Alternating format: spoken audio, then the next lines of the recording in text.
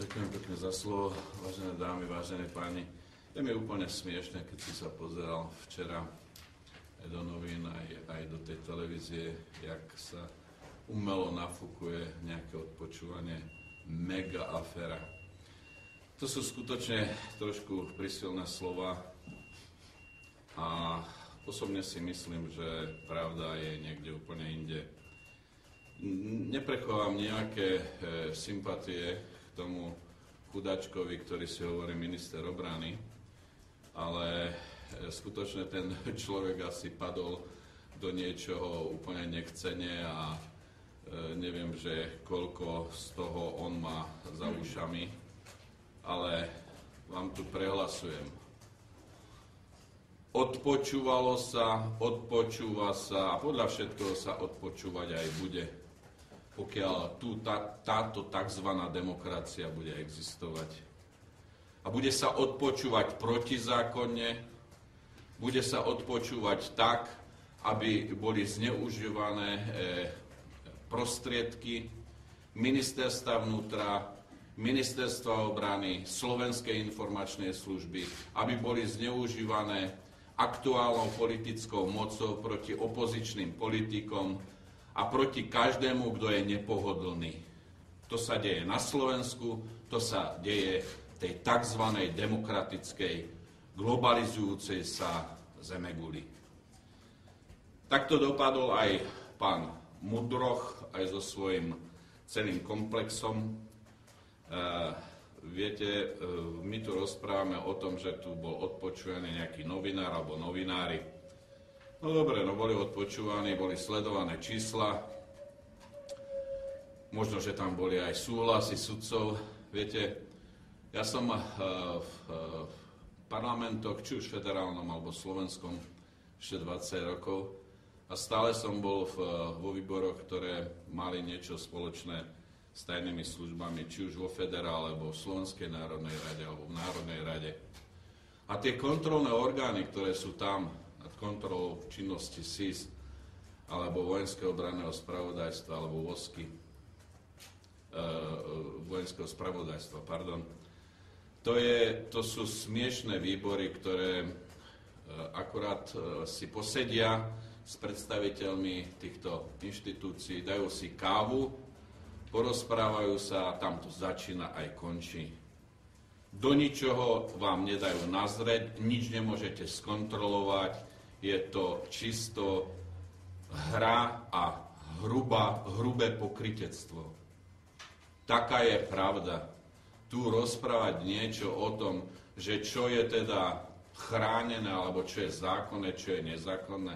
Hociaký vyšetrovateľ príde s lajstrom papiera o Jankovi Aničke, napíše, ja neviem, úplnú rozprávku o tom, kvôli čomu ho idú odpočúvať. Sudca, a to možno ani celé neprečíta, už je to podpísané. Tu sa odpočúvajú 10 000 ľudí. Toto, jak je demokracia, tak ja som Džingis Khan. A nakoľko nie som Džingis Khan, tak toto určite nie je demokracia, čo sa odohráva tu, v tomto štáte. Len poviete pravdu, nedajú ani ťuk v tých našich demokratických médiách. Budú ukazovať toho blázna, jak sa tam vyvaluje pod sochou Ľudovita Štúra, pretože to je zaujímavé. Nie je zaujímavé, keď niekto hovorí pravdu, že aké v skutočnosti to je. Skutočnosť je taká, že Vojenské obranné spravodajstvo, ktoré by malo predovšetkým sledovať našich potenciálnych nepriateľov na juhu Slovenska, kde sa nachádza možno 270, možno 320 maďarských spravodajcov, ktorí to tam pomaličky už všetko kontrolujú, tak na to je vyčlenených možno 12, možno 20 našich kontrarozviedčíkov. Ale na to, aby sa pozerala, perzekuovala opozícia, na to možno pracuje ďalších 150 ľudí. A to isté platí aj na ministerstve vnútra. Tí skutoční poctiví policajti, kriminálka, vyšetrovatelia, ktorí skutočne vyšetrujú závažné trestné činy, tí sa boria s financiami, boria sa s prostriedkami na to, aby mohli skutočne na úrovni niečo vyšetrovať. Dopravná polícia sa borí s technickými problémami, s benzínom a tak ďalej. Ale grázli, ktorí sú využívaní len na to, aby chodili a sledovali svojich opozičných oponentov, tých je tam habade a tí majú neobmedzené prostriedky finančné. Taká je pravda, moji drahí. Toto je demokracia po slovensky. A keď veľa rozprávate, no tak nasadíme na teba ešte ďalších 10. A budeme vedieť nie, aké máš topánky, ale či ich máš, koľko raz si ich boxuješ za deň. Ešte aj to zistíme o tebe. Viete? Takže toto je odpočúvanie a problematika odpočúvania. A tak, jak sa hovorí, že aj tu každý odpočúva, veď ten kufrík Bulldog, to si môže v Izraeli kúpiť hocikdo. To nemusí byť ani policajt, ani agent CIA, ani agent SISky. Proste je to podnikateľ, neviem, koľko ten kufrík stojí, kúpi si a odpočúva. Stačí, aby bol určitých pár 100 metrov od daného objektu a odpočúva veselo a zapisuje.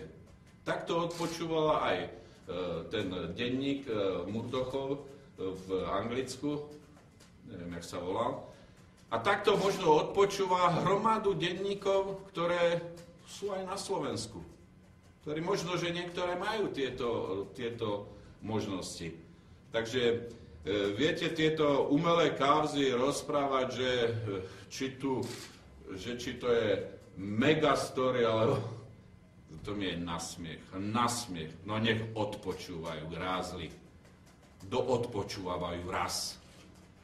Tak, jak sa na Wall Street postavili ľudia v iných mestách, Spojených štátoch amerických, tým pár grázlom, ktorí v podstate uzurpujú si moc celej Ameriky do svojich rúk, i keď ich je 1% obyvateľstva, tak sa to preniesie do celého sveta. A skončí sa toto rajdenie doslovne a do písmena týchto pár tzv. Vyvolených, ktorí likvidujú ľudské existencie len kvôli tomu proste, aby zostali za každú cenu pri moci.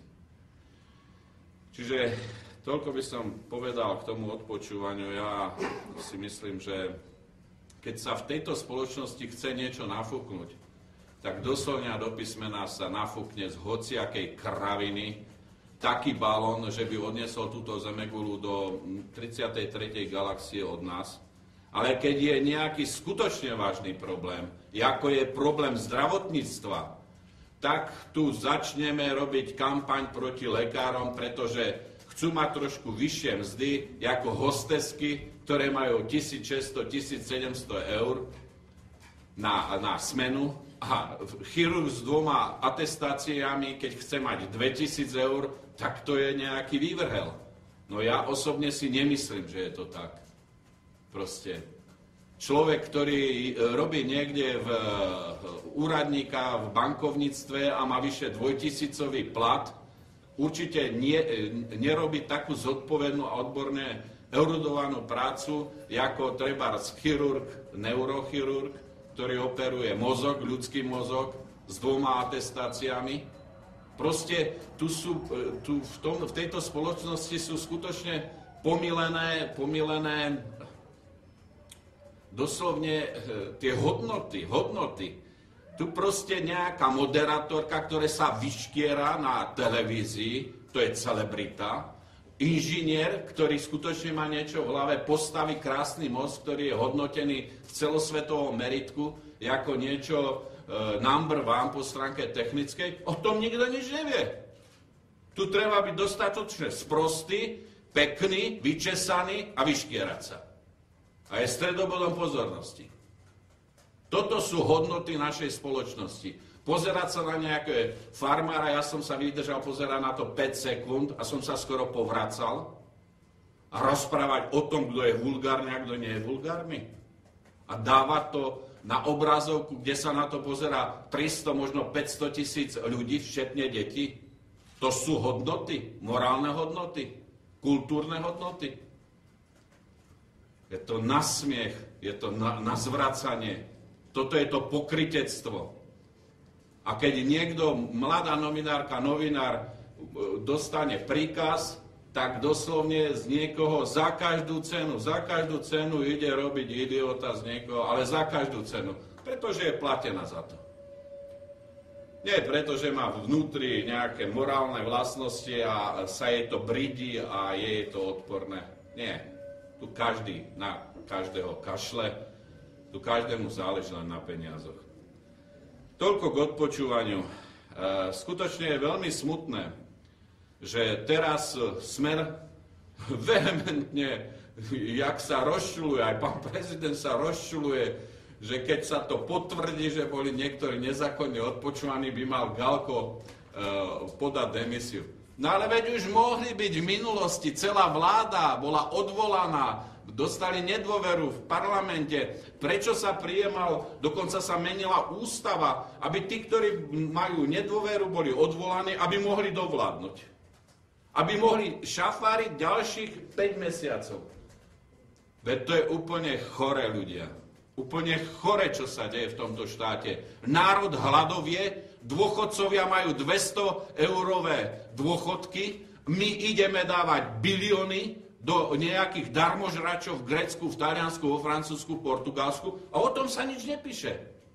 Veď sa prestalo úplne písať o eurovale, o problematike, z čoho sa zoberú peniaze na záchranu Talianov, nebo aj Španielov. To nie je problém. Problém je, že niekto niekoho odpočúva. No nech odpočúva. To je problém. To je ten najväčší problém. Takže ja si myslím, že skutočné problémy sú niekde inde, len médiá jak keby neexistovali, jak keby o nich nechceli rozprávať. Lenže tí ľudia chcú o tom rozprávať, pretože oni nemajú na to, keď zaplatí za činžiak, nemá na to, aby si kúpila chleba. Tá babka. A s kým ona o tom má rozprávať? A Slovenská národná strana chce o tom rozprávať, pretože chceme zvýšiť minimálne o 1/4 tieto úbohé dôchodky, ktoré naši dôchodcovia majú na úrovni doslovne žobrákov. Aj žobrák vo Francúzsku má asi väčší príjem, jak náš normálny